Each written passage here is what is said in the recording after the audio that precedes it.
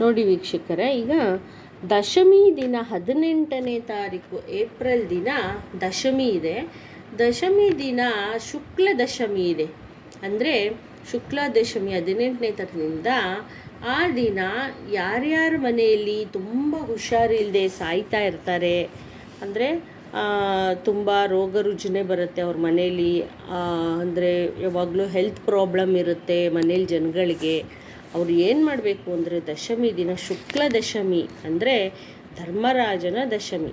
ಈ ಶುಕ್ಲ ದಶಮಿಯಂದು ನೋಡಿ ವಿಷ್ಣು ಧರ್ಮ ಗ್ರಂಥದಲ್ಲಿರುವಂಥದ್ದು ಇದು ಅಂದರೆ ಬೇಗ ಬೇಗ ಸಾಯೋವಂಥದ್ದು, ಬೇಗ ಬೇಗ ರೋಗ ಬರುವಂಥದ್ದೆಲ್ಲ ಆಗ್ತಾ ಇರುತ್ತೆ. ಅಂದರೆ ಅರ್ಲಿ ಏಜ್, ಬೇಗ ವಯಸ್ಸಿದ್ದಂಗೆ ಸಾಯೋದು ಅವ್ರ ಮನೇಲಿ ಆ ಥರ ಆಗ್ತಿರುತ್ತೆ.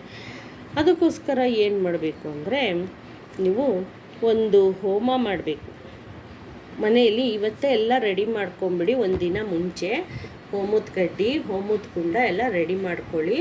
ಸಾಧ್ಯವಾದರೆ ಹೋಮ 500 ಕರ್ಕೊಂಬಂದು ಮಾಡಿಸೋದಾದರೂ ಸರಿ, ಇಲ್ಲ ಮನೆಯಲ್ಲಿ ನೀವೇ ಮಾಡಿಕೊಂಡು ಹೋಮ ಆಹುತಿ ಮಾಡಿಕೊಂಡ್ರೆ ಸಾಕು. ಎಲ್ಲ ಅದಕ್ಕೆಲ್ಲ ಏನು ಬೇಕು ಹೋಮಕ್ಕೆ ಕಡ್ಡಿ ಎಲ್ಲ ಗಂಧಿಗೆ ಅಂಗಡಿ ಸಿಗುತ್ತೆ, ತಂದರೂ ಮಾಡ್ಕೋಬೋದು ಏನೇನು ಬೇಕು ಹೋಮಕ್ಕೆ ಅಂತ. ಮತ್ತು ನೋಡಿ ಶುಕ್ಲ ಪಕ್ಷದಲ್ಲಿ ಬರುವಂಥ ಈ ದಶಮಿ, ಶುಕ್ಲ ಪಕ್ಷದ ದಶಮಿ ದಿನ ಮಾಡಬೇಕಾಗಿರೋ ಅಂಥದ್ದು ಹೋಮ. ಈ ಹೋಮ ಮಾಡ್ತಾ ಮಾಡ್ತಾ ಏನಾಗುತ್ತಂದರೆ ನಿಮ್ಮ ಮನೆಯಲ್ಲಿ ಸಾವು ಕಡಿಮೆ ಆಗುತ್ತೆ.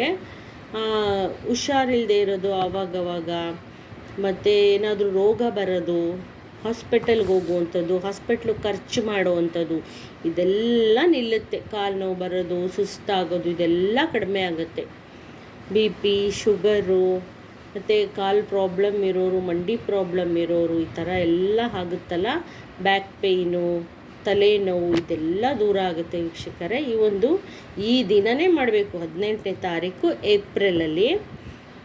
ಇದು ನೋಡಿ ಹೋಮ ಮಾಡಬೇಕಾದ್ರೆ ನೀವು ಮಂತ್ರ ಹೇಳಬೇಕು. 5 ಹೆಸರನ್ನು ಹೇಳಬೇಕು ನೀವು.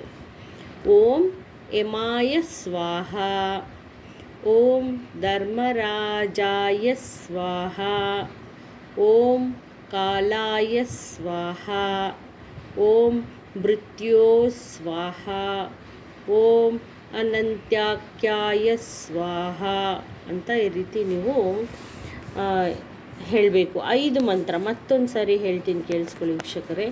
ಓಂ ಯಮಾಯ ಸ್ವಾಹ, ಓಂ ಧರ್ಮರಾಜಾಯ ಸ್ವಾಹ, ಓಂ ಕಾಲಾಯ ಸ್ವಾಹ, ಓಂ ಮೃತ್ಯುವೇ ಸ್ವಾಹ, ಓಂ ಅನಂತಕಾಯ ಸ್ವಾಹ ಅಂತ ನೀವು 5 ಮಂತ್ರನ ಹೇಳಬೇಕು. ಮತ್ತು ರಿಪೀಟ್ ಹೇಳಬೇಕು. ಹೋಮ ಮಾಡುವಾಗ ನೀವು ಈ 5 ಮಂತ್ರನ ರಿಪೀಟ್ ಮಾಡಬೇಕು. ನಿಮ್ಗೆ ಎಷ್ಟು ಸಾರಿ ಆಗುತ್ತೋ ಅಷ್ಟು ಸರಿ.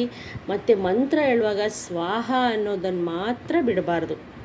ಈ ರೀತಿ ರಿಪೀಟ್ ಮತ್ತೆ ಹೇಳಬೇಕು. ಸ್ವಾಹ ಅಂತ ಹೇಳ್ತಾನೆ ಇರಬೇಕು. ಈ ರೀತಿ ಹೇಳೋದ್ರಿಂದ ನಿಮ್ಮ ಮನೆಯಲ್ಲಿ ರೋಗ ರುಜಿನ ಎಲ್ಲ ದೂರ ಆಗುತ್ತೆ. ಮತ್ತು ಇದರಲ್ಲಿ ಮೃತ್ಯುಂಜಯ ಮಂತ್ರ ಕೂಡ ಹೇಳ್ಕೊಬೋದು ನೀವು. ಮೃತ್ಯುಂಜಯ ಮಂತ್ರ ಹೇಳ್ಕೊಳ್ಳೋದ್ರಿಂದ ನಿಮ್ಮ ಮನೆಯಲ್ಲಿ ರೋಗ ರುಜಿನ ಕಡಿಮೆ ಆಗುತ್ತೆ. ಮತ್ತು ಹೋಮ ಮಾಡುವಾಗ ಮೃತ್ಯುಂಜಯ ಮಂತ್ರ ಕೂಡ ನೀವು ಹೇಳಬೇಕು. ಓಂ ತ್ರ್ಯಂಬಕಂ ಯಜಾಮಹೇ ಸುಗಂಧಿಂ ಪುಷ್ಟಿವರ್ಧನಂ ಉರ್ವಾರುಕಂ ಇವ ಬಂಧನಾತ್ ಮೃತ್ಯೋರ್ಮೋಕ್ಷೀಯಮಾಮೃತಂ. ಈ ಮೃತ್ಯುಂಜಯ ಮಂತ್ರ ಹೇಳೋದ್ರಿಂದ ನೋಡಿ ಮೃತ್ಯುನೇ ಗೆದ್ದಿ ಬರುತ್ತೆ, ಅಂದರೆ ಸಾವನ್ನು ಗೆದ್ದಿ ಬರುವಂಥ ಮಂತ್ರಗಳಿದೆಲ್ಲ. ಇದು ಸಾವು ಆಗಲಿ ರೋಗ ರುಜಿನಗಳಾಗಲಿ ಎಲ್ಲವನ್ನು ಗೆದ್ದಿ ಬರುವಂಥದ್ದು. ನೋಡಿ ಹಾಸ್ಪಿಟಲ್ಗೆ ಹೋಗಿ ದುಡ್ಡು ಖರ್ಚು ಮಾಡೋದು, ಅಲ್ಲಿ ವಾಸಿ ಆಗದೆ ಇರೋದು, ಪ್ರತಿದಿನ ಹಾಸ್ಪಿಟ್ಲಿಗೆ ಹೋಗೋದು, ಔಷಧಿ ತಿನ್ನೋದು ಇದೆಲ್ಲ ಕಡಿಮೆ ಆಗುತ್ತೆ. ಮೃತ್ಯುಂಜಯ ಮಂತ್ರವನ್ನು ನೀವು ಪಠಿಸಬೇಕು. ಮತ್ತು ಈ ಥರ ಹೋಮನ ಅವತ್ತಿನ ದಿನ ಮಾಡ್ಕೊಳ್ಳಿ.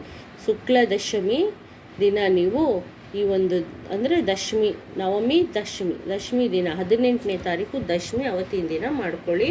ಶಿವನ ಆರಾಧನೆ ಮಾಡಿ. ಮತ್ತು ಆ ದಿನ ನೀವು ಶಿವಲಿಂಗಕ್ಕೆ ಅಭಿಷೇಕಕ್ಕೆ ಹಾಲು ಕೊಡಬೇಕು. ನೀವು ಶಿವಲಿಂಗಕ್ಕೆ ಅಭಿಷೇಕಕ್ಕೆ ನೀವು ಹಾಲು ಕೊಟ್ಟರು ಸರಿ, ಇಲ್ಲ ಶಿವನಿಗೆ ಅಭಿಷೇಕಕ್ಕೆ ಕೊಟ್ಟರು ಸರಿ. ನೀವು ಅಭಿಷೇಕ ಮಾಡಿಸಿದ್ರು 500 ಹೇಳಿದ್ರೆ ಅಭಿಷೇಕ ಮಾಡ್ತಾರೆ. ಅಭಿಷೇಕ ಮಾಡಿಸ್ಕೊಂಡು ನೀವು ಅವತ್ತು ಈ ಥರ ಒಂದು ಪೂಜೆ ಮಾಡ್ಕೊಳ್ಳಿ, ಒಂದು ಹೋಮ ಮಾಡ್ಕೊಳ್ಳಿ. ನಿಮಗೆ ಏನೇ ಮನೇಲಿ ಹುಷಾರಿಲ್ಲ ಅಂದರೆ ಯಾರಿಗಾದರೂ ಎಲ್ಲರೂ ಹುಷಾರಾಗ್ತಾರೆ. ಹಗ್ಲಗ್ಲ ಹೋಗ್ಬಿಟ್ಟು ನೀವು ಹಾಸ್ಪಿಟ್ಲಿಗೆ ಹೋಗೋದಾಗೋದಿಲ್ಲ. ಅಂದರೆ ಭಕ್ತಿ ಶ್ರದ್ಧೆಯಿಂದ ಮಾಡಿ. ಇವತ್ತು ಇದು ತುಂಬ ಒಂದು ಪುಣ್ಯಕಾಲ. ನಿಮ್ಗೆ ಏನು ಮಾಡಿದ್ರೂ ಒಂದು ಶಕ್ತಿ ಕೊಡುವಂಥ ಕಾಲ ದಶಮಿ ದಿನ. ಇದು ಯಾವಾಗಲೂ ಮಾಡುವಂಥದ್ದಲ್ಲ, ಈ ಶುಕ್ಲ ದಶಮಿ ದಿನ ಮಾಡುವಂಥದ್ದು. ಯಾಕೆ ಅಂದರೆ ಪಾರ್ವತಿಯಮ್ಮ ಶಕ್ತಿ ಮಾತೆಯ 10ನೇ ದಿನ, ಅಂದರೆ ಒಂದು ಮಹಿಷಾಸುರನ ಸಂಹಾರ ಮಾಡಿದಂಥ ದಿನ. ಕೆಟ್ಟದೆಲ್ಲ ನಾಶ ಆಗುತ್ತೆ ಅವತ್ತು ದಶಮಿ ದಿನ ನೀವು ಮಾಡುವಂಥ ಹೋಮ. ನಿಮಗೆ ಏನೂ ಕೆಟ್ಟದ್ದು ನೆಗೆಟಿವಿಟಿ ಮನೇಲಿದ್ದರೆ ಆ ಥರ ಮನೇಲಿ ಆಗ್ತಾ ಇರುತ್ತೆ. ಸಾವು ಸಂಭವಿಸೋದು ಅವಾಗ ಈ ಥರ ಎಲ್ಲ ಆಗುತ್ತೆ. ಅದರಿಂದ ದಶಮಿ ದಿನ 10ನೇ ದಿನ ಮಾತಾ ಪಾರ್ವತಿ ದುರ್ಗೆಯ ಅವತಾರವನ್ನು ತಾಳಿ ಮಹಿಷಾಸುರನನ್ನು ಸಂಹಾರ ಮಾಡಿದಂಥ ದಿನ. ನವರಾತ್ರಿ ದಶಮಿ ದಿನ ಕ್ಲೋಸ್ ಆಗುತ್ತೆ, ಚೈತ್ರ ನವರಾತ್ರಿ. ಅದರಿಂದ ನೀವು ಅವತ್ತು ದಶಮಿ ದಿನ ಇದು ಮಾಡ್ಕೊಳ್ಳೋದ್ರಿಂದ ನೋಡಿ ನಿಮ್ಮ ಮನೆಯಲ್ಲಿ ಹೇಗೆ ಎಲ್ಲ ಕಾಯಿಲೆ ವಾಸಿ ಆಗುತ್ತೆ, ಮತ್ತು ಯಾವಾಗಲೂ ನಿಮ್ಮ ಮನೇಲಿ ಸಾಯುವಂಥದ್ದು ಎಲ್ಲ ಕಡಿಮೆ ಆಗುತ್ತೆ ವೀಕ್ಷಕರೇ. ಇದನ್ನು ಮಾಡಿ ನೋಡಿ ನಿಮಗೆ ಎಷ್ಟು ಒಳ್ಳೆಯದಾಗತ್ತೆ ಅಂತ.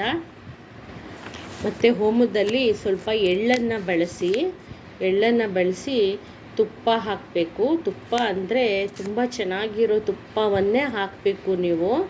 ದೇಸಿ ಗೀ ಅಂತ ಸಿಗುತ್ತೆ, ಅದೇ ತುಪ್ಪನ ಹಾಕಿ ಆಹುತಿ ಕೊಡಬೇಕು.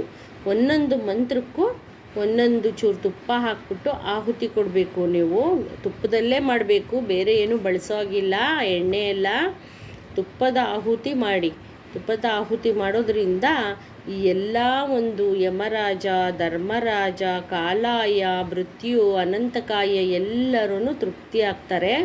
ಯಾವುದೇ ರೀತಿ ನಿಮಗೆ ನೆಗೆಟಿವಿಟಿ ಆಗಲಿ, ಒಂದು ಕೆಟ್ಟ ಒಂದು ಗ್ರಹಗಳ ಕಾಟದಿಂದ ನಿಮಗೆ ಮುಕ್ತಿ ಸಿಗುತ್ತೆ ವೀಕ್ಷಕರೇ. ಈ ರೀತಿ ಮಾಡೋದ್ರಿಂದ ನಿಮಗೆಲ್ಲ ಆರೋಗ್ಯ ಅಭಿವೃದ್ಧಿ ಸಿಗಲಿ ವೀಕ್ಷಕರೇ. ಮತ್ತು ಚಾನಲ್ನ ಸಬ್ಸ್ಕ್ರೈಬ್ ಮಾಡಿ, ಲೈಕ್ ಮಾಡಿ, ಶೇರ್ ಮಾಡಿ ವೀಕ್ಷಕರೇ. ಇನ್ನೂ ಹೊಸ ವಿಷಯನ ನಿಮಗೆ ತೊಗೊಂಡು ಬರ್ತೀನಿ. ನಮಸ್ತೆ.